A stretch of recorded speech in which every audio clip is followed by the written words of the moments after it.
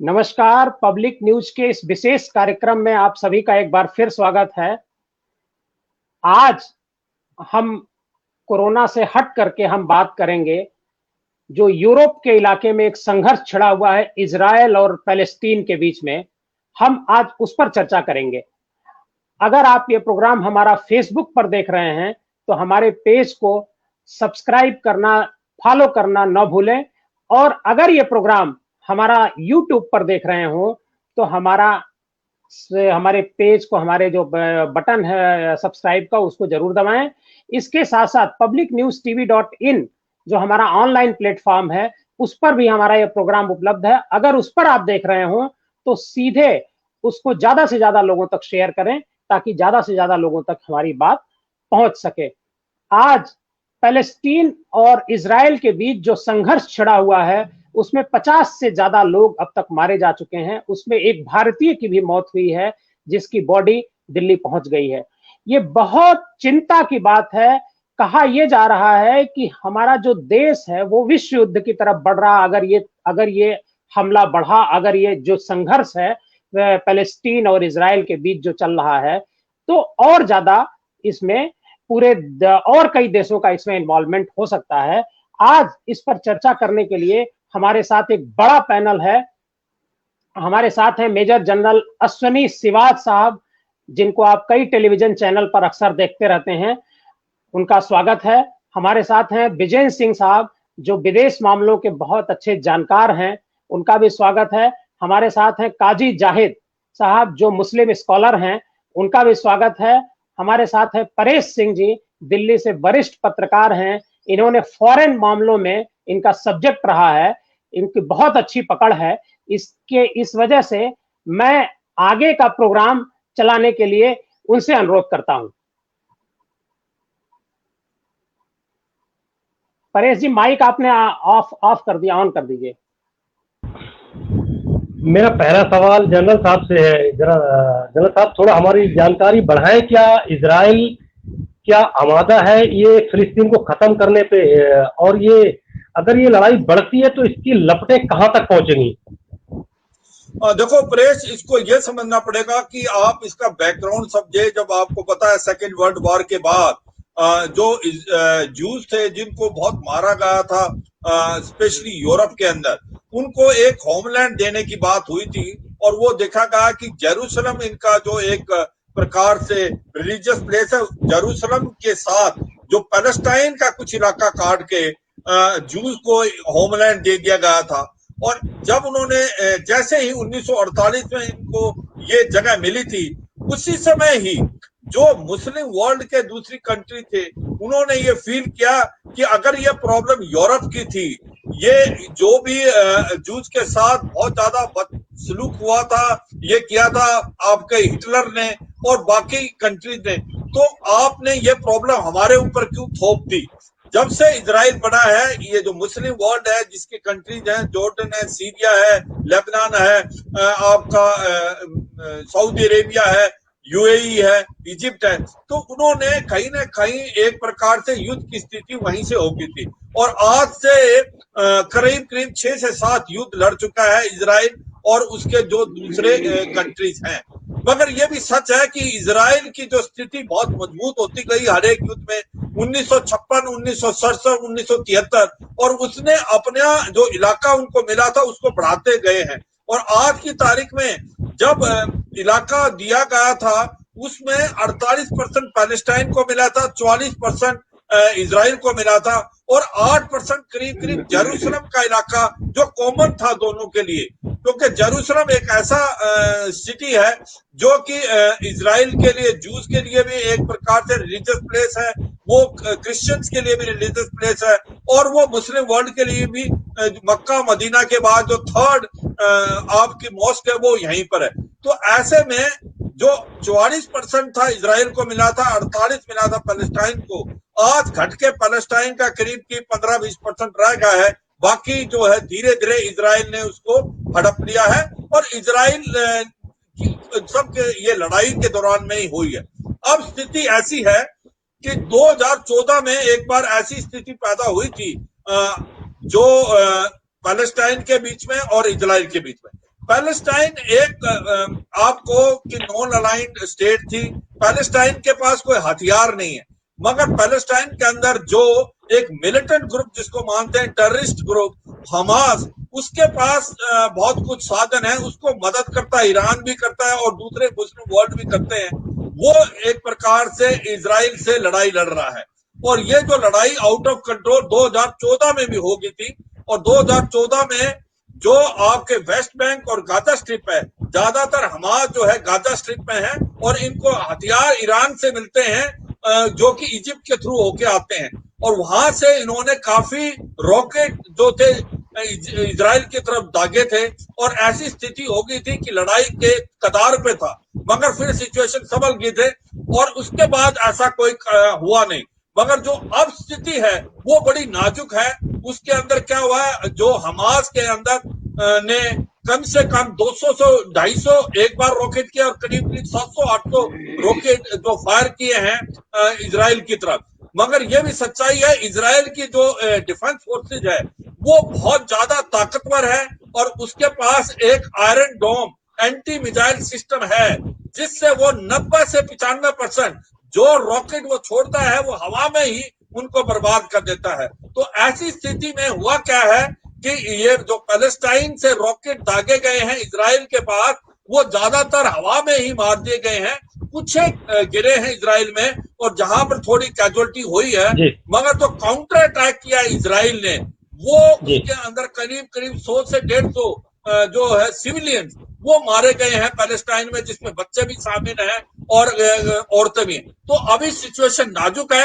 अगर ये लड़ाई बढ़ती है तो ये कहीं ना कहीं इसका दायरा बढ़ सकता है, हो सकता है मुस्लिम वर्ल्ड के अंदर भी इसके अंदर आ जाए। वो बात मैं आगे बात करूंगा जब आप अगला क्वेश्चन पूछेंगे जो हमारे दूसरे साथियों के बाद। मगर सच्चाई है एक सिचुएशन काफी नाजुक है। मैं सर आपके पास आऊंगा। विजयन जी, अब यहाँ एक सवाल बहुत गंभीर ये बात होता है कि जैसे शिवाज साहब ने थोड़ा सा उस और इशारा भी किया कि इजराइल अपनी ताकत का कहीं ये बेजा इस्तेमाल तो नहीं कर रहा है, क्योंकि इजराइल की जो पॉपुलेशन है उसमें 80% यूज हैं और 20% मुस्लिम कम्युनिटी के लोग हैं जो हमास को और पैलेस्टाइन को सपोर्ट करते हैं। इसकी वजह से उनके यहाँ भी एक गृह युद्ध की स्थिति हो गई, वहां भी प्रदर्शन शुरू हो गए हैं। तो ये इजराइल कहीं ज्यादती तो नहीं कर रहा है पैलेस्टाइन के साथ? ये आपने अनम्यूट कर दीजिए, अनम्यूट करिए। जी हाँ, ये सबसे अहम बात है कि दोनों देश के बीच में यानी कि फिलिस्तीन और इजराइल का जो जंग है कोई नया नहीं है और दोनों के बीच में एक जैसे कहा जाए कि जो टग ऑफ वॉर ये बहुत पुराना है। लेकिन इस बार जिस बात से और जिस वजह से एक बार फिर से दोनों देश के बीच में जो एक जंग की शुरुआत हुई है, जंग तो नहीं कहेंगे, मतलब एक कहा जाए कि सीमित जंग जो एक तरह से शुरू हुई है, उसमें हमास का रोल बड़ा अहम है और हमास किसी भी तरीके से नहीं चाहता है कि कहा जाए कि इजराइल का जो प्रभाव विस्तार बढ़े भी और स्ट्रांग भी हो। और इसमें कोई शक की बात नहीं कि बहुत सारे फिलिस्तीन के जो लोग हैं और आवाम भी है और वहां के और टॉप लेवल्स के भी जो लोग हैं वो हमास को कहीं ना कहीं पूरी तरह से सपोर्ट भी कर रहे हैं। तो इस सपोर्ट की वजह से हमास गाहे बगाहे इजराइल पर इस तरह के अटैक क्या कर देता है। तो लेकिन इस बार जो माहौल बन रहा है उसमें ये कोई शक की बात नहीं कि अब एक कहा जाए कि वर्ल्ड वॉर की तरफ जा रहा है, क्योंकि बहुत सारे लोग जो देश हैं एक दूसरे का साथ देने में लग गए हैं और एक खेमाबंदी, एक कहा जाए कि वर्ल्ड के कई मुल्क एक लामबंदी में लग गए हैं और एक खेमा बनता जा रहा है। तो ये एक बेहद अहम और एक बेहद एक खतरनाक संकेत है। तो जाहिर तौर पर इसमें कहा जा सकता है कि इजराइल की क्या कहा जाए कि शुरुआती दौर में, क्योंकि इस बार जिस बात से बात बढ़ गई है, बात बढ़ी है, इसमें शुरुआती दौर में इजराइल का कोई रोल नहीं रहा है। हमास ने जो अटैक किया उस पर इसने अपने डिफेंसिव अटैक्स किए हैं, लेकिन इसमें कोई शक की बात नहीं कि इजराइल की फौज जिस तरह से शिवाज साहब ने कहा है वो बेहद ही स्ट्रांग है और किसी भी हद तक और कहीं भी जाकर किसी भी तरह के वो अटैक कर सकती है और शायद इस तरह का वो प्लान किया भी जा रहा है। जी नहीं विजयन जी, जो घटना की शुरुआत हुई जो पैलेस्टाइन में जो मस्जिद है, जैसे मक्का के बाद मुस्लिम संगठनों का सबसे बड़ा केंद्र माना जाता है, वो धार्मिक स्थान है, सबसे ज्यादा उसकी मान्यता है, पूरे दुनिया के मुसलमान उसको मान्यता देते हैं। उस मस्जिद में इजराइल के सैनिक गए, वहां के लोग जो वहां मुस्लिम जो नमाज पढ़ रहे थे, जो लोग मौजूद थे, उनके साथ दुर्व्यवहार किया, उनके साथ मारपीट की। तब ये गाजा से जो पैलेस्टाइन के समर्थन में जो हमले किए गए, उसके बाद न किए गए ये तो शुरुआत तो वहां इजराइल ने करी। हाँ, ये बात सही है कि शुरुआत में वहां की फौज गई, उस मस्जिद में गई, लेकिन उसके बाद से हमास की तरफ से जिस तरह से सिविलियन को पूरी तरह से टारगेट किया गया है, उसके बाद से इसमें कोई शक की बात नहीं कि इजराइल की आवाम पूरी तरह से एक तरह का खिलाफ भी है, और यही नहीं, वहां की गवर्नमेंट पर भी आवाम का एक बड़ा दबाव पड़ा है, और इस दबाव की वजह से भी वहां की जो गवर्नमेंट है वो किसी तरह से चाह रही है कि अपनी आवाम को सेव किया जाए, सिक्योर किया जाए, और साथ ही साथ अपना जो एक कहा जाए कि प्रभाव का विस्तार कहें या अपना वर्चस्व कहें, ये बनाने के लिए भी वो इस तरह के कदम ले रही है। तो इसमें ऐसा की बात है कि शुरुआत में तो वहां की फौज गई, लेकिन बाद में जो हमास का जो एक बड़ा वहां से जिस तरह से बताया ये जा रहा कि 1700 मिसाइल्स या इस तरह के रॉकेट लॉन्चर्स वहां से छोड़े गए हैं, और इसमें कई सिविलियन की मौत भी हुई है, जिसमें एक भारत के भी शख्स की हुई है मौत। तो जाहिर तौर पर एक बड़ा मुद्दा तो है ही,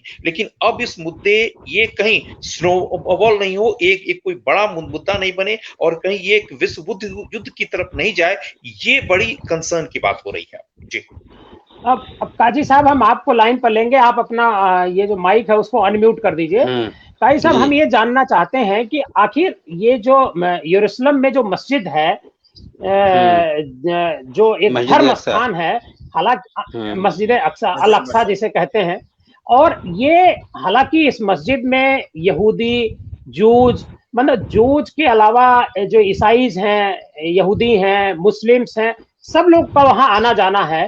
तो आखिर मुस्लिम्स, ये यहूदी फिर उस मस्जिद में जा करके क्यों इस तरह लोगों के साथ दुर्व्यवहार किए? देखिए, यहूदी लोगों का मामला जिस तरह, अब इस बात को इस तरह समझिए, जैसे यहाँ आरएसएस है इंडिया में, वो अखंड भारत की एक कल्पना करती है कि अफगानिस्तान, पाकिस्तान, बांग्लादेश एक अखंड भारत का हिस्सा थे, होना चाहिए। उसी तरह का इजराइल एक अखंड भारत की कल्पना करता है। मुसलमान और इजराइल एक तरह से समझ लीजिए कजिन है भाई, यह बनी इसराइल के खानदान से हैं, और मुसलमान जो है बनी इसराइल और इस्माइल के खानदान से है। अब रही बात की जो मस्जिद अल अक्सा के बारे में, तो इनका मानना है ज्यूस का कि इनके इनकी एक धार्मिक किताब है तौरात में है कि आपके पास एक पैगंबर आएंगे जिसका नाम, हालांकि ईसा बिन मरियम होना चाहिए था, उसको इन्होंने नहीं माना, फांसी दे दी यहूदियों ने। तो अब एक दज्जाल के नाम से उनके वहां एक मसीहा आएगा जो पूरे वर्ल्ड पर राज करेगा, उनका यह मानना है उनकी धार्मिक किताबों में। और वह किसी भी तरह चाह रहे हैं कि हमारा यरूशलेम पर पूरा कब्जा हो जाए। अभी आप इंटरनेशनल लेवल पर यरूशलेम न अब फिलिस्तीन की राजधानी मानी जाती है, न इजराइल की राजधानी मानी जाती है। इजराइल की राजधानी जो अंतर्राष्ट्रीय लेवल पर तल अवीव को माना जाता है, और फिलिस्तीन की राजधानी जो है रमलल्ला को माना जाता है। यरूशलेम पर कब्जा दोनों चाह रहे हैं, मुस्लिम भी चाह रहा है और इसराइल भी चाह रहा है। और इसराइल का कब्जा, जैसे जनरल साहब ने बताया कि इसराइल का कब्जा काफी हद तक यरूशलेम पर हो चुका है, और हमें लग रहा है कि जिस तरह से इसराइल काम कर रहा है, उसकी आगे इच्छा यही है कि हम यरूशलेम पर पूरी तरह से कब्जा कर लें। तो क्या मतलब इजराइल की क्या मंशा है कि वो क्या पैलेस्टीन को पूरी तरह से खत्म करके वो अपना वहां झंडा गाड़ना चाहता है, या क्या है उसका? पूरा नहीं, देखिए, मैं अब दो चीजें बताते हैं। यहूदियों में यहूदी दो प्रकार के लोग हैं। जैसे अब ऐसे मैं आपको समझा दे रहा हूं कि हिंदुस्तान में आरएसएस को लाइक करने वाले पूरे हिंदू लोग तो हैं नहीं, आरएसएस को कुछ लोग फॉलो करते हैं। उसी तरह से आपने देखा होगा यहूदी दो तरह के होते हैं। एक यहूदी होते हैं जो काला कोट पहनते हैं, बाल उनके लंबे होते हैं, कभी आप देखिए, और सर पर काली टोपी होती है। वह कट्टर माने जाते हैं, वह एंटी मुस्लिम होते हैं, इवन एंटी क्रिश्चियन भी हैं टोटल हो। और एक यहूदी ऐसा होता है जो सर पर छोटी टोपी होती है, आपने देखा होगा, जब वो लोग पूजा करते हैं, छत पर छोटी टोपी वो रखते हैं, वह सेकुलर होते हैं। उनका ये मानना है कि इजराइल मतलब जितने अरब कंट्री हैं, 57-58 कंट्री है, और हम लोग एक ही खानदान से निकले हुए हैं, तो क्यों ना हम लोग एक इकोनॉमिक जोन बनाया जाए और आपस में मिलके कुछ काम किया जाए, झगड़े लड़ाई को हटा दिया जाए। और एक जो कट्टर मानने वाला यहूदी है, वह कहता नहीं, हम अखंड इजराइल की कल्पना करता है, यानी वो यरूशलेम पर भी कब्जा करना चाहता है, वह सऊदी अरब पे भी चाह रहा, मक्के मदीना पे भी चाह रहा कब्जा करना, वो अखंड भारत की कल्पना करता है। अभी 16 तारीख को OIC की एक मीटिंग होनी है इस्लामिक कंट्रियों की, 16 तारीख को, उसमें डिसाइड होगा फिर आगे क्या होगा। जैसे जनरल साहब ने बताया कि ये लड़ाई बहुत आगे तक अब जा सकती है, 16 तारीख की मीटिंग के बाद डिसाइड होगा। जनरल साहब, अब हम यहाँ ये समझना चाहते हैं कि ये जो सिचुएशन है आज की तारीख में, इसमें मैं भारत ट्विटर पे मैं देख रहा था, भारत में भी लोग दो हिस्सों में बढ़ चुके हैं। एक पक्ष ऐसा है जो इजराइल को सपोर्ट कर रहा है और दूसरा पक्ष ऐसा है जो पैलेस्टीन को सपोर्ट कर रहा है। तो ये जो बंटवारा है, जिस तरीके से इजराइल में 80-20 में जो डिवीजन हो गया है, उसी तरह कुछ भारत में भी देखने को मिल रहा है। तो ये कहां तक सही है? वैसे भारत की जो पॉलिसी है, जो विदेश पॉलिसी है, उसमें हम किसको सपोर्ट करते हैं, इजराइल को या पैलेस्टीन को? बहुत अच्छा क्वेश्चन पूछा देवकीनंदन साहब। देखो, 2-3 बातें बहुत ध्यान देनी पड़ेंगी। एक तो 2014 और अब की जो लड़ाई हो रही है इजराइल और हम्स के बीच में फर्क क्या है? पहला फर्क तो यह है कि 2014 के अंदर जो भी पूरा का पूरा लड़ाई थी, उसके अंदर इजराइल में कोई भी बंटवारा नहीं था, सारे लोग इकट्ठे थे। मगर अभी 20% करीब जो लोग हैं इसके अगेंस्ट हैं जो इजराइल कर रहा है पैलेस्टाइन के अंदर हमसास के लिए। ये एक बहुत बड़ी इंपॉर्टेंट चीज है। दूसरा इंपॉर्टेंट चीज है कि आपको पता है, ये थोड़ा सा डिस्टर्बेंस आ रहा है पीछे से। ये परेश जी अपना माइक जो है वो कर दिए, आप अपना म्यूट करिए। हाँ, बस अब सही हो गया। हाँ, बिल्कुल। तो हुआ क्या है देवकीनंदन साहब कि इस बार जो एक तो 2014 के जैसा सिचुएशन नहीं है जब इजराइल के अंदर से एक ही आवाज आ रही थी। आज इजराइल भी बटा हुआ है 80-20 के हिस्से में। और दूसरी बात यह, इजराइल का जो गवर्नमेंट है वो भी एक प्रकार स्टेबल गवर्नमेंट नहीं है। जो नेतन्याहू जो प्राइम मिनिस्टर हैं, वो इलेक्शन नहीं जीत पा रहे हैं और एक प्रकार अनसर्टेनिटी है इजराइल के अंदर पॉलिटिकल फ्यूचर को, और इसका फायदा उठाना चाहते हैं कहीं ना कहीं। जो नेतन्याहू चाहते हैं कि अगर सिचुएशन खराब होती है तो उनकी सिचुएशन बेटर हो जाएगी, क्योंकि सिंपल बात है, अगर इंटरनल सिचुएशन खराब है तो वो एक ज्यादा एक्सपीरियंस प्राइम मिनिस्टर है और लगता है ऐसे ही है। ये बताया गया, ऑपोजिशन भी कहती है अभी हम नेतन्याहू के ही अंडर कमांड में ही रहेंगे और अगर लड़ाई बढ़ती है तो नेतन्याहू प्राइम मिनिस्टर रहने चाहिए। ये दो बातें बड़ी इंपॉर्टेंट है। तीसरी इंपॉर्टेंट बात है, आपको पता है डोनाल्ड ट्रंप ने एक पीस ट्रीटी साइन कराई थी जिसके अंदर यूएई और बहरीन ने इजराइल के साथ अपने डिप्लोमेटिक रिलेशन बना लिए थे। अभी कुछ एक चंद एक टाइम में इजराइल और मुस्लिम वर्ल्ड के रिलेशन बहुत इंप्रूव हुए हैं। तो ये कहना गलत होगा कि आज मुस्लिम वर्ल्ड इकट्ठा है इजराइल के अगेंस्ट, वो ऐसा नहीं है, क्योंकि इकोनॉमी एक बहुत बड़ा महत्व है, उसको मद्दे रखते हुए आज अरब वर्ल्ड जो है वो टोटली अगेंस्ट नहीं है इजराइल के। स्पेशली आपके यूएई, सऊदी अरेबिया, बहरीन वगैरह, उनके धीरे धीरे रिलेशन इजराइल से बनते जा रहे हैं। अब जो बात है भारत की बात, भारत की एक विडंबना है, भारत की दोस्ती दोनों से है। भारत जो है पैलेस्टाइन कॉज से 1948 से ही लड़ाई कर रहा है और आपको पता है कि पहले से ही नॉन अलाइन मूवमेंट में भारत था और भारत पैलेस्टाइन के साथ खड़ा हुआ है और भारत चाहता है कि पैलेस्टाइन को मिलना चाहिए जो उनको ड्यू है।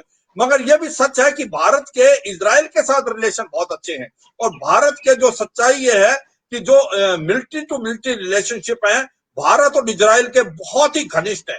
आज हम 15 से 20% जो हथियार हैं, आधुनिक हथियार, हम इजराइल से लेते हैं और इजराइल जो है सॉफ्टवेयर में, टेक्निकल टेक्नोलॉजी में, आपके रडार में और आपके एंटी टैंक सिस्टम में, आपके मिसाइल में एक सबसे ज्यादा उभर के देश आया है वर्ल्ड के अंदर। अमेरिका को भी इसने पीछे छोड़ दिया।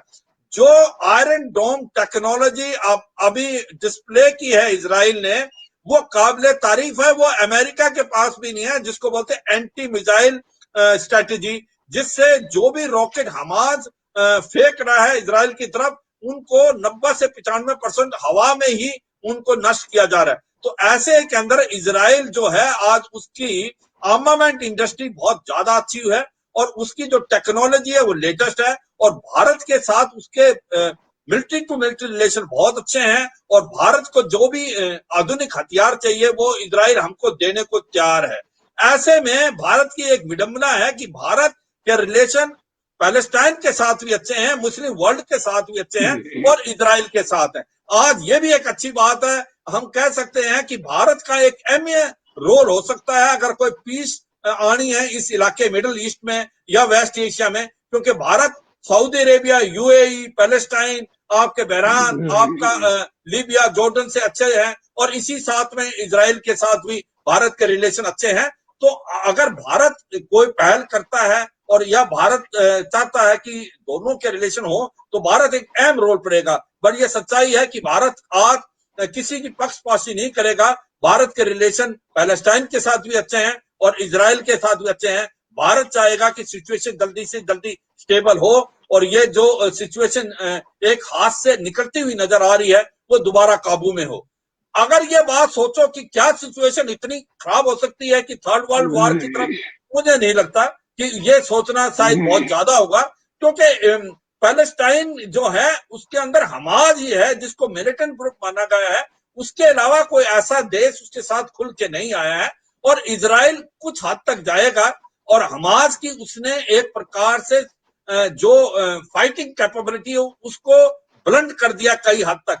उसके जो डिफेंसेस थे, टनल डिफेंसेस, उनको बर्बाद कर दिया, उनके 50 से 60 लीडर्स को मार दिया। मेरे को लगता नहीं इससे आगे सिचुएशन ज्यादा खराब होगी।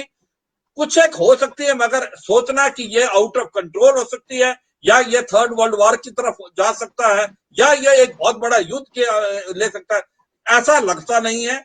अभी ऐसा नहीं लग रहा, और मुझे लगता है यूएस भी, यूरोप भी, और इसमें चाइना भी और यूएसएसआर भी, रशिया भी, वो भी नहीं चाहेगा कि सिचुएशन आउट ऑफ कंट्रोल हो, क्योंकि ये पूरे वर्ल्ड की शांति के अगेंस्ट होगा। और भारत बिल्कुल नहीं चाहेगा, क्योंकि भारत की दोस्ती दोनों पक्ष हैं, पैलेस्टाइन के साथ भी, मुस्लिम वर्ल्ड के साथ भी और इजराइल के साथ भी। परेश जी, अब आपसे एक सवाल है, चूंकि आपका इस पर बहुत अध्ययन है, रिसर्च है और विदेश मामलों में आपकी अच्छी पकड़ है और ये सब्जेक्ट भी आपका रहा है, ये जो हमास है जिसे कुछ लोग टेररिस्ट संगठन कहते हैं, जबकि जो पैलेस्टाइन है, पैलेस्टाइन की तरफ से अगर ये कहा जाए तो पैलेस्टाइन की वो सेना है, मतलब जैसे भारत की सेना है, जैसे इजराइल की सेना है, मोसाद है, भारत की सेना है जो जनरल साहब हैं और इस तरह के जवान हैं, इसी तरीके से हमास जो है वो पैलेस्टाइन का एक जवानों का एक ग्रुप है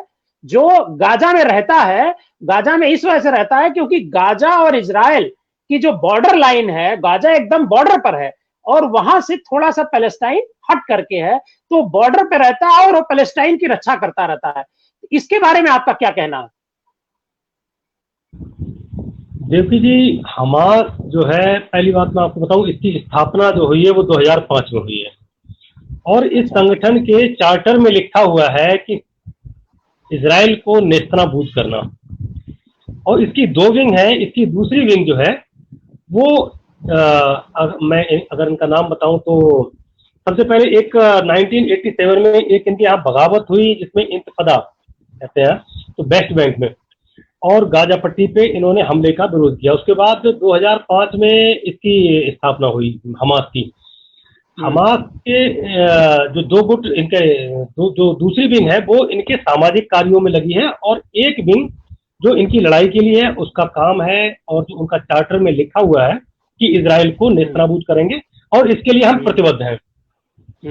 2006 के बाद में हमास ने राजनीतिक गतिविधियों में भाग लेना शुरू कर दिया, और गाजा पे अगर कहा जाए तो जो कब्जा है वो हमास का है। और इस पूरी लड़ाई में अगर हम कहें तो फिलिस्तीन पीछे है, जो लड़ाई हो रही है वो हमास से है।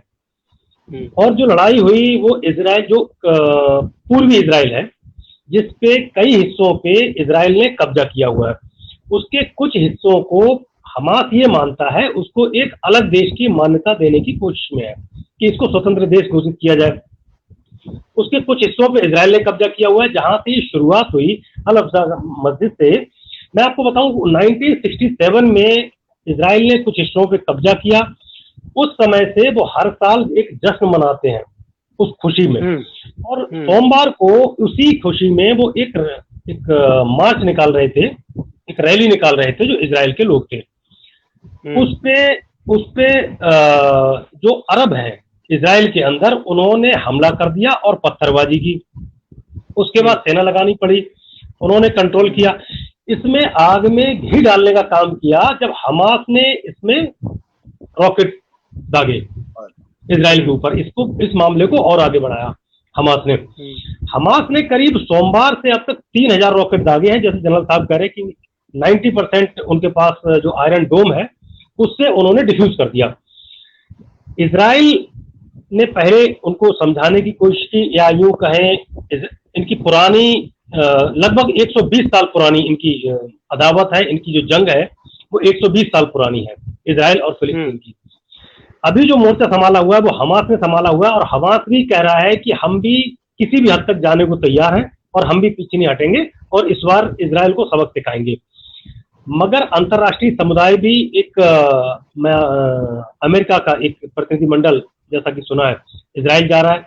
मिस्र का एक प्रतिनिधिमंडल ऑलरेडी पहुंचा हुआ है वेस्ट बैंक में, जो चाहते हैं मगर इस मामले को रोका जाए, किसी भी तरह बढ़ने ना दिया जाए। जनरल साहब कह रहे तीसरे विश्व युद्ध की बात बिल्कुल ठीक है, मगर इसमें नई नई दोस्तियां भी बन रही हैं, वो भी कहीं ना कहीं महत्वपूर्ण रखती हैं। जैसे चीन करीब है ईरान के, और एक इसमें जो हमेशा से एक दुश्मन रहा था इनका यूएई, तो अमेरिका ने दोस्ती कराई है उनकी इजराइल से, इजराइल उसके करीब है। भारत दोनों देशों के करीब है, फिलिस्तीन और इजराइल के। भारत की अभी तक इस पूरे घटनाक्रम में अगर हम देखें, ये सोमवार से शुरू हुआ, कोई प्रतिक्रिया नहीं दी है भारत ने। हाँ, भारत ने अभी तक कोई प्रतिक्रिया दी नहीं है इस पे। भारत जब भी देगा बड़ी नपी तुली प्रतिक्रिया देगा, क्योंकि उसके लिए दोनों ही देशों से संबंध बहुत महत्वपूर्ण है। अब हम बात करें अगर इजराइल की, तो इजराइल में उन्होंने करीब 9000 अपने सेना लगाई हुई है, जो उनकी बड़ी खतरनाक है। एयरफोर्स भी लगी हुई है, और वो कह रहे हैं, उनके जो रक्षा मंत्री हैं वो भी कह चुके हैं कि हम तबाह कर देंगे और शांत कर देंगे दुश्मन को हमेशा हमेशा के लिए, और इस बार हम मानेंगे नहीं। इसमें एक बड़ी वजह है, जैसे जनरल साहब बता रहे थे, बेंजामिन नेतन्याहू की भी है, एक उनकी अजीब सी स्थिति है। रक्षा मंत्री को बात चर्चा हो रही थी उनको प्रधानमंत्री बनाने की, मगर इस सब पूरे घटनाक्रम में, इस सब मामले में, वो सब मामला राजनीतिक घटनाक्रम है, वो शांत है। और इजराइल जो है किसी भी हद तक जाने को तैयार है। वो कहता है इस बार हम हमास के जो टनल थी, टनल में जो छुप के उनका जो वार करते थे, उनके गोला बारूद या सैनिक जो रहते थे, इजराइल ने उनकी टनल को बहुत बड़ा नुकसान किया। ये अभी तक कितना नुकसान किया है इसका आकलन नहीं हो पाया है, मगर उनका हमास का बहुत ज्यादा नुकसान किया। कल अगर हम बात करें, कल एक हमने स्टोरी की थी कि 40 मिनट में करीब इजराइल ने 450 मिसाइल फायर की है, और हमास के पास कोई ऐसा सिस्टम नहीं है कि उसको रोक पाए। एक आयरन डोम इजराइल के पास है। मैं रोक रहा हूं, जब हम लोग ये प्रोग्राम शुरू किए हैं उससे आधे घंटे पहले इजराइल ने गाजा और पैलेस्टीन पर 100 बहुत तेजी से बमबारी की है, जिसमें 137 लोगों की जान चली गई है। उसमें कुछ गाजा पट्टी के लोग हैं और कुछ पैलेस्टाइन के हैं जिनकी जान गई है। तो काजी साहब, ये बात समझने की है कि आखिर इसका नतीजा क्या निकलेगा। युद्ध में दोनों तरफ से जान जाएगी, और एक जो बड़ा स्वाभाविक सी बात है कि बड़ा ताकतवर है इजराइल, तो इजराइल ज्यादा हमलावर होगा, और गाजा के पास या पैलेस्टाइन के पास उतने संसाधन नहीं है कि वो इजराइल से लड़ सके। क्योंकि अभी जनरल साहब भी इस बात को कह रहे थे, परेश जी भी कह रहे थे, और मैं भी इजराइल के बारे में थोड़ा बहुत पढ़ा हूं कि पूरी दुनिया में सबसे ज्यादा जो सिक्योरिटी टेक्नोलॉजी है उसके मामले में इजराइल नंबर 1 है। अमेरिका से भी आगे निकल गया है वो आज की तारीख में। अभी जो आपने बताया कि वो जो मिसाइलें हैं उसके पास एक डोम टेक्नोलॉजी है, जो मिसाइल, कोई भी मिसाइल दागा जाएगा उसमें 90 to 95, 98% तक मिसाइल को वो मिस फायर कर देगा, हवा में ही फायर कर देगा। उसके पास ऐसी डोम टेक्नोलॉजी है। तो आखिर इसका कोई बैठ करके समाधान काजी साहब क्यों नहीं हो पा रहा है, जिसमें मुस्लिम कंट्रीज बैठे और इजराइल के लोग भी बैठे और गाजा के लोग भी बैठे, पैलेस्टाइन के लोग भी बैठे, आखिर ये बैठ करके इसका समाधान क्यों नहीं हो पा रहा है? माइक अनम्यूट कर दीजिए, माइक अनम्यूट करिए काजी साहब, अनम्यूट करिए माइक। दो लोगों का झगड़ा होता तब तो समझौता हो जाता, लेकिन ये झगड़ा तीन कम्युनिटी का है, क्रिश्चियन, मुस्लिम और यहूदी। तो नहीं, क्रिश्चियन भी नहीं अभी तो लड़ाई डायरेक्टली जो है यहूदी और मुसलमानों के बीच हो रही है। बात सही है, लेकिन क्रिश्चियन कभी नहीं चाहेगा कि इस पर कब्जा मुसलमानों का बना रहे या यहूदी का पूरी तरह से कब्जा हो जाए, क्योंकि जितना धार्मिक, जिस तरह से मुसलमान उसको अल-अक्सा मस्जिद को मानते हैं, उसी तरह से उस धार्मिक स्थल को क्रिश्चियन बहुत ज्यादा मानते हैं, क्योंकि वहाँ ईसा अलैहिस्सलाम जो उनके पैगंबर हैं या जो गॉड के बेटे कहे जाते हैं क्रिश्चियन लोगों में, ईसा मसीह को वहां सूली पर चढ़ाया गया था। अब बाइबल में जो इनके लिखा हुआ है या कुरान में भी है कि उसी अल-अक्सा मस्जिद पे सूली पे चढ़ाया गया था। नहीं, उसके बगल में, उसी के बगल में, अल-अक्सा मस्जिद के बगल में ही, यरूशलेम में ही। यरूशलेम इसलिए क्रिश्चियन भी यहूदी को देना नहीं चाहेंगे, इसलिए क्रिश्चियन चाहेंगे कि हमको मिल जाए। तो अभी प्रॉब्लम जो है, यहूदी का जो एक धार्मिक लोग हैं, उनके प्रेशर में वहां के प्राइम मिनिस्टर हैं। धार्मिक बताए जो धार्मिक लोग हैं, यहूदी लोग, वो एकदम कट्टर हैं, वो चाह रहे हैं किसी भी तरह से हमारी जो ये दीवार के जिस पर अभी पूजा करते हैं लोग, वहां हम कब्जा करके अपना एक मंदिर बना लें। जैसे वहां बताया जाता है कि यहूदी जाते हैं और दीवार पर सर पटक कर रोते हैं।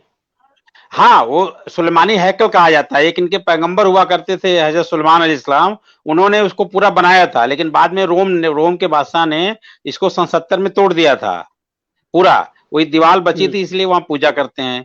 तो यहूदी और मुस्लिम दोनों, क्रिश्चियन, तीनों के लिए बहुत इंपॉर्टेंट है। तो अगर ये समझौता होने वाला भी होगा तो क्रिश्चियन कम्युनिटी कभी नहीं चाहेगी कि समझौता हो, क्योंकि क्रिश्चियन जितना यहूदी मुस्लिम से दुश्मनी करता है और क्रिश्चियन उसी तरह से यहूदी से नफरत करता है, क्योंकि यहूदियों ने ही ईसा को सूली पर चढ़ाया था। तो कभी भी क्रिश्चियन नहीं चाहेगा कि यहूदी वहां पूरी तरह से कब्जा हो। तो मामला इसलिए रुका है। जितनी क्रिश्चियन कम्युनिटी की यूरोपियन कंट्री हो, चाहे अमेरिका हो, या ये लोग भी पूरी तरह से खुल के नहीं आएंगे कि यहाँ पूरा कब्जा हो जाए इसका, इजराइल का। वो चाहेंगे कि दोनों का कब्जा बना रहे, कि इन फ्यूचर में हमारे हाथ में आ जाए। ये कौन तो समझौता तो नहीं, लेकिन लड़ाई होनी है, मतलब लड़ाई होनी है, इसमें होगी, लड़ाई होगी, क्योंकि हाँ जी, नहीं लड़ाई होगी। जनरल साहब, हम आपसे सवाल ले रहे हैं कि जैसा काजी साहब बता रहे हैं कि काजी साहब मुस्लिम स्कॉलर हैं और पूरी इंटरनेशनल मामलों पर जो मुस्लिम कंट्रीज है उस पर काफी पकड़ रखते हैं, तो लड़ाई होगी शब्द इन्होंने कहा है। तो इसका मतलब कि अगर मुस्लिम कंट्री सभी एक हो जाती हैं और ये जो इजराइल है उस पर हमला करती हैं, तो क्या सिचुएशन खड़ी होगी?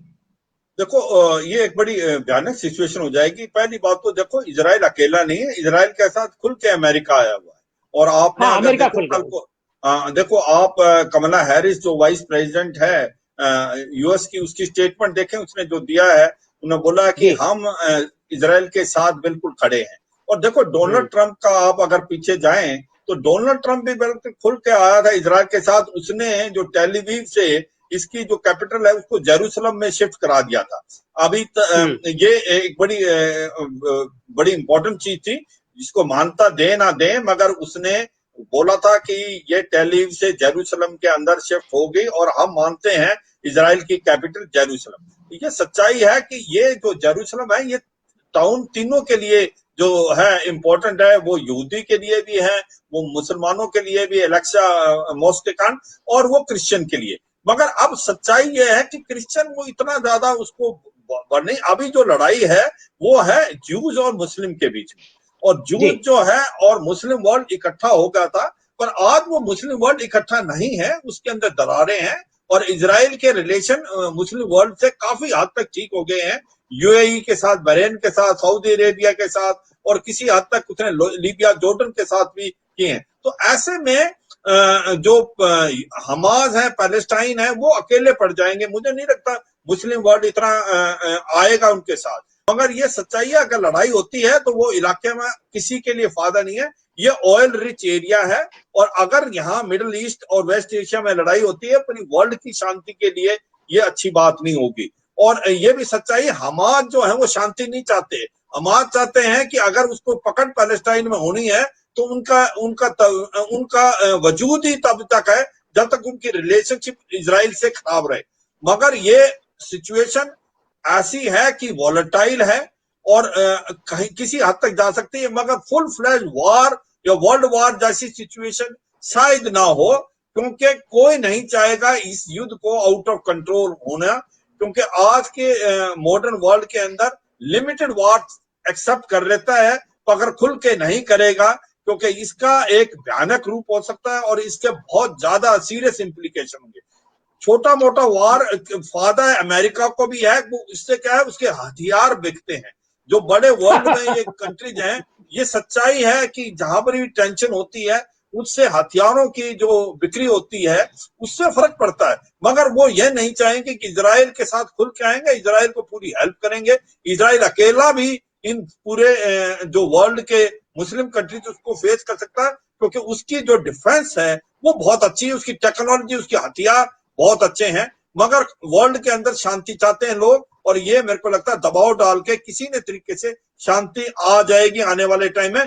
पर अभी कुछ एक दिन सिचुएशन टेंस रहेगी, दोनों तरफ से फायरिंग होगी, और ऐसे में हमास का बहुत ज्यादा नुकसान होगा, पैलेस्टाइन को होगा, कोलेटरल डैमेज जिसको बोलते हैं उसको बहुत ज्यादा होगा, सिविलियंस की ज्यादा कैजुअलिटी होगी और इससे बहुत नुकसान होगा। मगर ये सच्चाई है कि ये जो पहल की है किसी हद तक इजराइल या किसी हमास की, ये एक कंट्रोवर्शियल है, पर हमास जो एक वर्ल्ड में मेजॉरिटी ऑफ द कंट्री मानते हैं कि ये टेररिस्ट ग्रुप है, इसको अपना फायदा चाहिए, इसको पैलेस्टाइन का कोई ओवरऑल फायदा नहीं चाहिए, वो चाहेगा कि टेंशन बनी रहे, उसका वजूद रहे। तो ऐसे में मुझे लगता है आने वाले समय में जो बड़ी कंट्रीज हैं वो एक प्रकार से दखल अंदाजी करेगी और इसको शांति की तरफ ले जाएगी, क्योंकि अगर ये सिचुएशन यहाँ से बिगड़ती है तो ये इलाका एक वोलेटाइल है, क्योंकि ऑयल रिच है और ये कंट्रोल से बाहर हो सकता है। और ऐसे टाइम में मुझे लगता है यूएस भी और बाकी बड़ी कंट्रियां इसमें चाहेगी कि इसमें शांति हो, और भारत एक बड़ा न्यूट्रल रूप लेगा। भारत के दोनों दोस्त हैं, भारत का पैलेस्टाइन से बहुत बड़ा संबंध है और बहुत घनिष्ठ संबंध है। भारत पैलेस्टाइन कॉज के लिए हरदम खड़ा है, मगर यह भी सच्चाई है भारत और इजराइल के जो डिफेंस रिलेशनशिप बहुत हैं। इजराइल ने भारत की मदद की है हर समय। 1999 में कारगिल वॉर में जो हथियार और मेंटेनेंस का सामान इजराइल ने भारत को दिया, भारत उसको कभी नहीं भूल सकता। इसलिए भारत के लिए दोनों इंपॉर्टेंट है और भारत एक न्यूट्रल रूप लेके चलेगा। पर भारत के अंदर यह भी काबिलियत है कि अगर कहीं मध्यस्थता की बात आती है इनके बीच में रिलेशनशिप कराने के लिए, ठीक, भारत एक बहुत ही अहम रोल प्ले कर सकता है, क्योंकि भारत की जो दोस्ती है वो आज मुस्लिम वर्ल्ड के अंदर भी है और भारत की दोस्ती इजराइल के साथ। बहुत बहुत सही बात आपने जनरल साहब कही। परेश जी, हम ये जानना चाह रहे हैं कि ये जो हमास संगठन है, हमास संगठन को आखिर इतने हथियार, इतने संसाधन, इतने पैसा क्या पैलेस्टाइन ही दे रहा है या फिर और कुछ कंट्री हैं जो उस हमास को सपोर्ट कर रही हैं ताकि वो इजराइल पर हमला करे? वो हमास को सामने करके जो मुस्लिम कंट्री हैं, ऐसा तो नहीं कि वो इजराइल को खत्म करना चाहती हैं? देखिए, हमास का जैसे कि मैंने आपको बताया कि उनके चार्टर में जो उत्पत्ति हुई है, इस संगठन का जो निर्माण हुआ है 2005 में हुआ है। 2006 में इन्होंने वहां राष्ट्रपति महमूद अब्बास से उनके गुट को हरा के और गाजा पे कब्जा किया हुआ है। उस समय से इनका वहां पे राज चल रहा है हमास का। इनको कुछ इस्लामिक कंट्री जो है वो सपोर्ट करते हैं और वो इनको मदद करते हैं हमास को। हमास मजबूत स्थिति में, हमास ने पूरी मोर्चेबंदी की हुई थी और हमास का टारगेट ही है कि इजराइल को खत्म करना। वो कहते हैं हम प्रतिबद्ध हैं इसके लिए कि हम इजराइल को खत्म करेंगे। इजराइल से कौन लड़ेगा? ये तो ठीक बात है, लेकिन क्या इजराइल के बारे में पूरी दुनिया जानती है कि वो कितना ताकतवर है, कितना टेक्नोलॉजी से लैस है? क्या हमास इस बात को नहीं जानता है? हमास अपनी ताकत को जानता है और इजराइल की भी ताकत को मुझे लगता है वो जानता समझता होगा। हमास इजराइल की ताकत को समझता है, हमास को बिल्कुल पता है, मगर हमास के अभी जो मुखिया है उनका कल बयान आया है कि हम भी पीछे नहीं हटेंगे और इस बार इजराइल को सबक सिखा के ही मानेंगे। अब हमास क्या चाहता है, वो खत्म होना चाहता है या गाजा को खत्म करवाना चाहता है, मगर हमास पीछे हटने को तैयार नहीं है। हमास बराबर, भले ही उनके सारे रॉकेट में 90% नष्ट हो रहे हैं, मगर बराबर बार कर रहा है। मैंने बताया 3000 उन्होंने अब तक रॉकेट दागे हैं इजराइल के ऊपर। दूसरी बात, मैं एक बात और कह रहा था नहीं, कि मैं जो पूछ रहा था कि आखिर इसको फंडिंग, इसको पैसा कौन दे रहा है? क्या वो हमास की जो पैलेस्टाइन दे रहा फंडिंग है है या वो इस्लामिक कंट्रियों से है। जो इस्लामिक ईरान कंट्री से। ईरान से खास तौर से है, उधर लेबनान है, जॉर्डन है, इन सारे कंट्री से हमास को मदद मिलती है। और अभी एक बात और बताऊं मैं आपको, जो जॉर्डन इजराइल का जो बॉर्डर है, जॉर्डन है, लेबनान है, उन पे प्रदर्शन हो रहे हैं इजराइल के खिलाफ। वहां इजराइल की सेना ने फायरिंग की है, जहां एक व्यक्ति मारा गया है। इजराइल ने गाजा पट्टी को घेरा हुआ है, मिस्र इजराइल की मदद कर रहा है वहां पे, और इजराइल भी चाहता है हमास किसी तरह दबाव में आए। हमास को इजराइल की ताकत का अंदाजा है, मगर हमास भी पीछे हटने को, और जबकि हमास को अमेरिका, यूरोपीय संगठन, ब्रिटेन, ये सब एक आतंकवादी गुट मानते हैं, मगर हमास गाजा पट्टी पे कब्जा किए हुए हैं और वहां की लड़ाई लड़ रहा है उनके लिए। दूसरी बात, एक बार बिजन जी है नहीं हमारे साथ, बिजन जी जो कह रहे थे, मैं उस बात को आगे बढ़ाऊंगा कि पूर्वी इजराइल में कई जगह जो इजराइल ने कब्जा किया हुआ, इसको पूर्वी इजराइल कहते हैं। इस पे ये लड़ाई कहां से शुरू हुई? ये सुगबुगाहट हुई वहां पे एक कुछ हिस्से को, जहां अदालत ने फैसला दिया कि यहां से कुछ फिलिस्तीनी परिवारों को हटाया जाए और वहां यहूदियों को बसाया जाए। वहां अरब 20% जो आबादी है वो अरब की है इजराइल के अंदर। तो उस वहां से जब वो हटाए गए और उनको फिलिस्तीन में भेजा गया, तो वहां से संघर्ष की शुरुआत हुई, मगर खुल के नहीं हुई, वो अल-अक्सा मस्जिद तक आ गई। जो अभी तक स्थिति ये है कि वहां 10,000 लोग फिलिस्तीन के जगह छोड़ चुके हैं। वो कहते हैं कभी भी जो लगा हुआ है पूर्वी इजराइल से, जिसको इजराइल अपना जगह बताता है, संयुक्त राष्ट्र संघ ने भी उसको स्वीकृति नहीं दी है। संयुक्त राष्ट्र संघ ने कहा है कि ये पूर्वी इजराइल में कब्जा किया हुआ है, उसको संयुक्त राष्ट्र संघ ने मान्यता नहीं दी है। 10,000 लोग वहां से घर खाली करके जा चुके हैं, और वो कहते हैं कि कभी भी इजराइल की सेना हमारे घर में, जो बॉर्डर लगता हुआ है फिलिस्तीन से, वो घुस जाएगा। और इजराइल की ये कोशिश है कि ये फिलिस्तीन का जो लगता हुआ एरिया है, इसमें फिलिस्तीन के लोग खाली करके चले जाएं, जिसमें कि हम अपने यहूदियों को बसाया जाए उनको। और इजराइल का ये पहली बार कोई मामला नहीं है इस तरह का बसाने का। इससे पहले भी उन्होंने पर्चे फेंके थे कि इस जगह को खाली कर दिया जाए। बहुत सारे फिलिस्तीन के लोग विश्व के कई देशों में चले गए हैं अपने घरों में ताला लगा के, और वो एक मतलब इजराइल भी चीन की तरह जो है अपने सीमा का विस्तार कर रहा है, जो पैलेस्टाइन, चूंकि उसके बगल में पैलेस्टाइन है और पैलेस्टाइन कमजोर है, इस वजह से पैलेस्टाइन के उस पर कब्जा करना चाह रहा है। काजी साहब ये बताएंगे कि जो लोग वहां पर रहते हैं, इजराइल में जो मुस्लिम रहते हैं, 20% पॉपुलेशन, वहां करीब 98 लाख की पॉपुलेशन है, 98 लाख में तो 20% लोग मुस्लिम्स हैं। उन लोगों का क्या इस बारे में नजरिया है? वो लोग क्या सोचते हैं? क्योंकि वहां भी कुछ मुस्लिम्स जो है इजराइल के खिलाफ प्रदर्शन कर रहे हैं। इससे इजराइल में गृह युद्ध की स्थिति भी पैदा हो गई है। अनम्यूट करके बोलिएगा। देखिए, मुसलमानों का मामला, कहीं मैं इजराइल के ही नहीं, पूरे वर्ल्ड के मुसलमान अगर अल-अक्सा मस्जिद का मामला आएगा तो फिर अल-अक्सा मस्जिद के सपोर्ट में करेंगे, वो इजराइल के सपोर्ट में नहीं जाएंगे, चाहे वो इजराइल के मुसलमान हो, चाहे वो किसी भी और कंट्री के। रही बात जिस जनरल साहब बात कर रहे हैं यूएई, सऊदी अरब और मिस्र की, तो ये तीनों कंट्री, मिस्र तो अभी आ जाएगी खुल के खैर अगर इजराइल के खिलाफ, लेकिन बाकी दोनों कंट्रियों की मजबूरी होगी कि मुस्लिम वर्ल्ड के साथ जाएं। अगर वो नहीं जाएंगे तो वहां के लोकल लोग उनके खिलाफ हो जाएंगे, क्योंकि मुसलमानों का जो मान्यता है कि हम किसी भी कीमत पर अल-अक्सा, क्योंकि अल-अक्सा मस्जिद जो है मुसलमानों का सबसे पवित्र स्थान माना गया पहले। अब क्योंकि जो नमाज मुसलमान, जरा थोड़ा सा ब्रीफ करेंगे क्या अल-अक्सा मस्जिद के बारे में, कि अल-अक्सा मस्जिद मुसलमानों के लिए क्यों इतनी ज्यादा महत्वपूर्ण है, क्यों इतना पाक स्थान है? पहले क्या था, पहले जो जैसे मुसलमान जब नमाज पढ़ता है तो आज काबा शरीफ की तरफ मुंह करके नमाज पढ़ता है, लेकिन हुजूर सल्लल्लाहु अलैहि वसल्लम के पहले जब आए थे पैगंबर बने, तब नमाज जो है अल-अक्सा मस्जिद की तरफ नमाज मुंह करके नमाज पढ़ी जाती थी।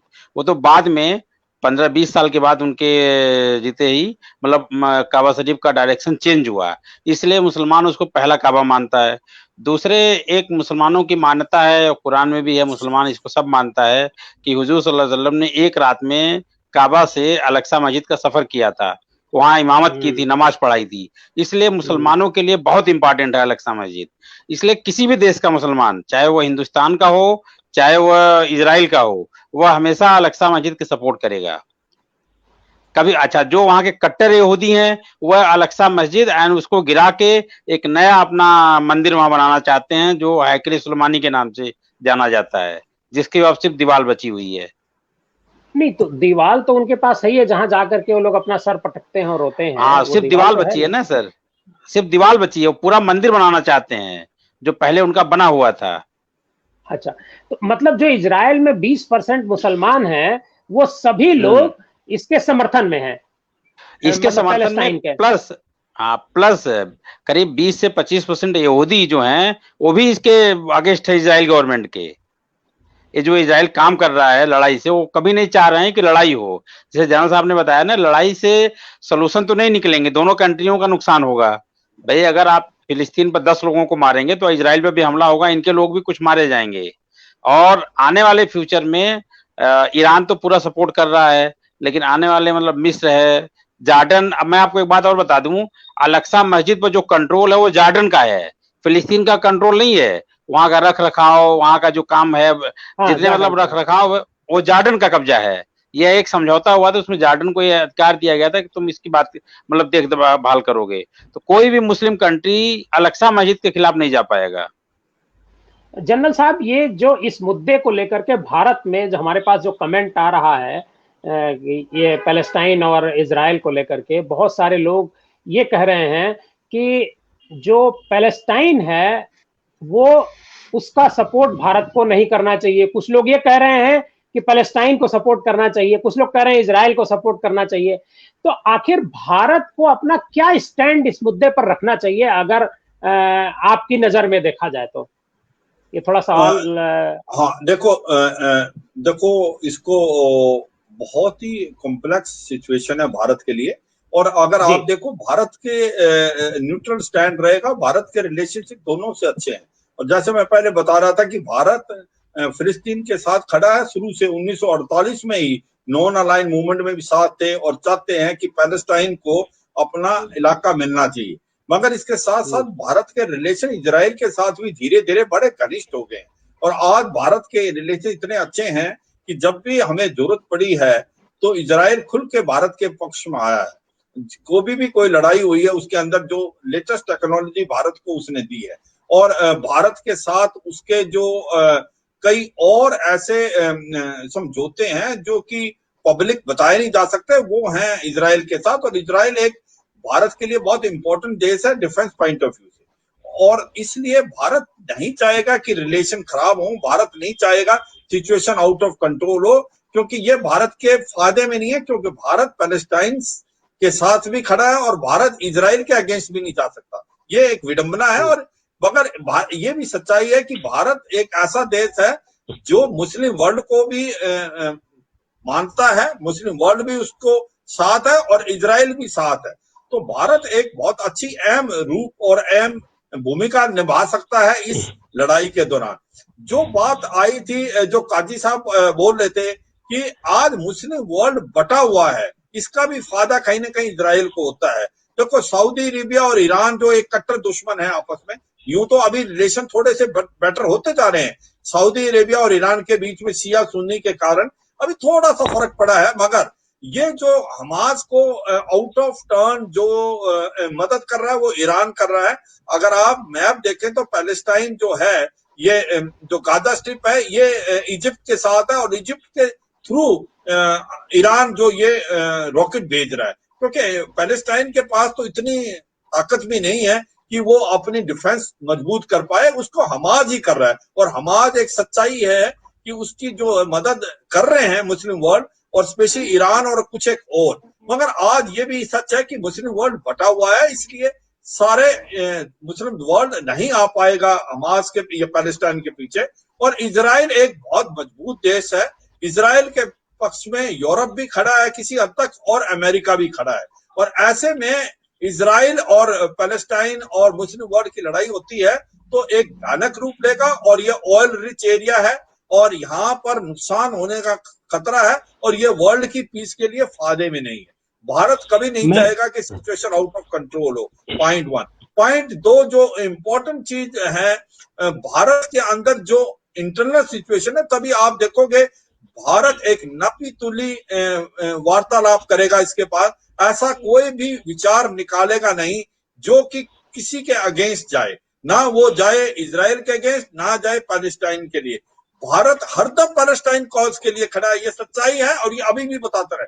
मगर भारत के रिलेशन इजराइल के साथ भी अच्छे हैं, तो नाप तोली हुई बात करेगा और ऐसी ढंग से चलेगा कि पैलेस्टाइन के साथ भी है और इजराइल के साथ भी। मैं जी परेश जी कुछ कह रहे थे। जी मैं 10 सेकंड ये कह रहा था कि हमास का कल बयान आया था। हमास ने कहा था कि अल अक्सा मस्जिद से इजराइल की सेना पीछे हटेगी तो हम संघर्ष विराम के लिए तैयार हैं, अन्यथा हम भी इजराइल को सबक सिखाएंगे। एक बात तो ये है। दूसरी बात, अमेरिका अभी कोरोना काल है, महामारी फैली हुई है, इसके बाद जब कोरोना खत्म होगा तो स्थितियां बदली हुई होंगी। अगर आप पिछले कई दशक से देखेंगे तो पश्चिमी एशिया में एक विश्व राजनीति में ये छाया रहता है। पश्चिमी एशिया, अमेरिका इस हालत में नहीं होगा कि अपनी सेना वहां ईरान पे या इराक पे या फिलिस्तीन पे यहाँ लगाई जाए।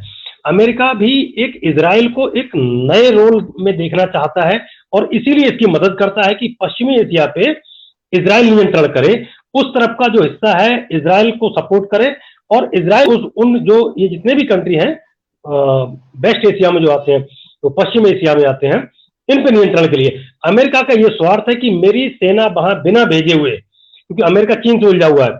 अगर आप देखेंगे कोरोना में तो लगातार और उधर ये समुद्र में दोनों देश भिड़े हुए हैं, तो अमेरिका चाहता है कि इजराइल की भूमिका बढ़े उस क्षेत्र में, इसलिए अमेरिका की एक और मजबूरी है जो खुल के समर्थन करता है। ये बहुत सार्थक चर्चा रही हम लोग आज की, जो इजराइल और पैलेस्टाइन पर हम लोग चर्चा कर रहे थे। समय अभाव के कारण इस प्रोग्राम को यहीं विराम देना पड़ रहा है। जनरल सिवाज साहब आपका बहुत बहुत धन्यवाद। परेश सिंह जी आपका बहुत बहुत धन्यवाद। काजी जाहिद साहब आपका बहुत बहुत धन्यवाद। इस उम्मीद के साथ कि ये जो लोग हाँ जो हम लोगों ने चर्चा की है कि अगर युद्ध हुआ, जो जनरल साहब कह रहे तो बड़ा भयावह होगा, युद्ध की स्थिति ना आए, ये बातचीत के जरिए किसी भी तरीके से इस बातचीत के जरिए ये मसला खत्म हो, ये भारत के लिए भी अच्छी बात है और पूरी दुनिया के लिए, खासकर तेल का जो इलाका है जहां पर तेल पैदा होता है, तेल ज्यादा है, उन लोगों के लिए भी बहुत बहुत आप सभी का बहुत बहुत धन्यवाद। चलिए धन्यवाद सर, थैंक यू सर। धन्यवाद। जय हिंद। जय हिंद।